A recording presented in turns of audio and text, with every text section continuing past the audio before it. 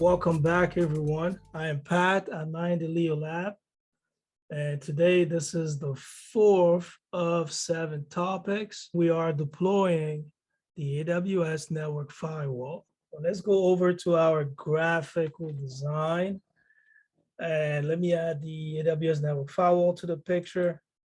There it is.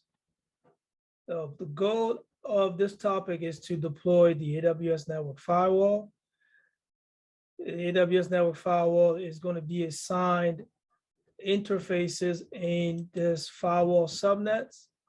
It will use the route table dedicated to the AWS Network Firewall to forward traffic to the transit gateway.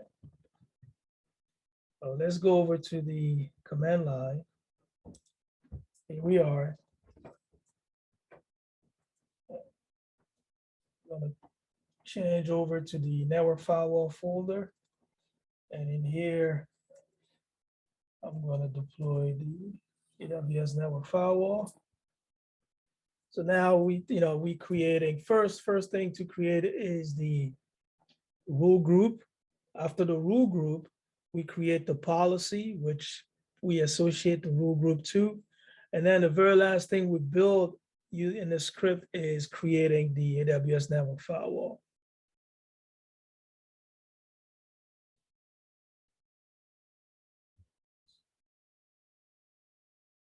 All right, so we did create all of that. Now let's go to the console and confirm that we have it. So here we are in the console. Let me scroll down the firewall. You can see the firewall is provisioning right now. We have the firewall policy created, and this is the rule group. We are using the stateless rule group, which behaves as the same as an access list, right? For an access list, you need to control both direction of the traffic. So in both direction, we are making sure that we are explicitly allowing the source to destination. And here we are only allowing the private subnets between the customer VPC 1 and 2 to communicate. And another thing we're doing is really making sure that the traffic that we are allowing is only between the same availability zone. So this is a choice that, it doesn't mean that you have to follow the same patterns, but here I'm making sure that only customer number 2 availability zone 1A can communicate with customer number 1 availability zone 1A as well, but they can't do cross AZ traffic. So this prefix list, not prefix list, but the AWS rule group on the firewall is making sure of that. This is customer number 1 to customer number 2. The return traffic from customer number 2 to customer VPC number 1. And this is availability zone 1B, right? Customer VPC number 1 to customer VPC number 2 in availability zone 1B. And this is the return traffic back to availability zone 1B for customer VPC 1. And this is all from now. It can grow.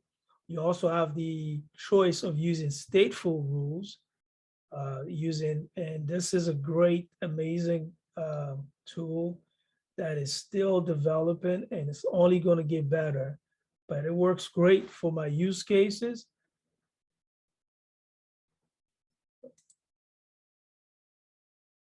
As you can see, the AWS Network Firewall is still provisioning.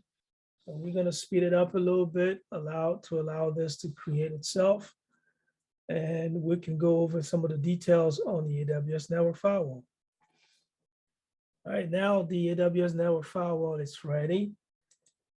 Let's take a look. So this is some of the details related to the firewall. Here you can see we have the subnets associated to the AWS Network Firewall. And those are the subnets that were dedicated to the firewall, as you can see, the string FW for firewall 1A and 1A, 1B. So this looks good. And this is using the inspection VPC.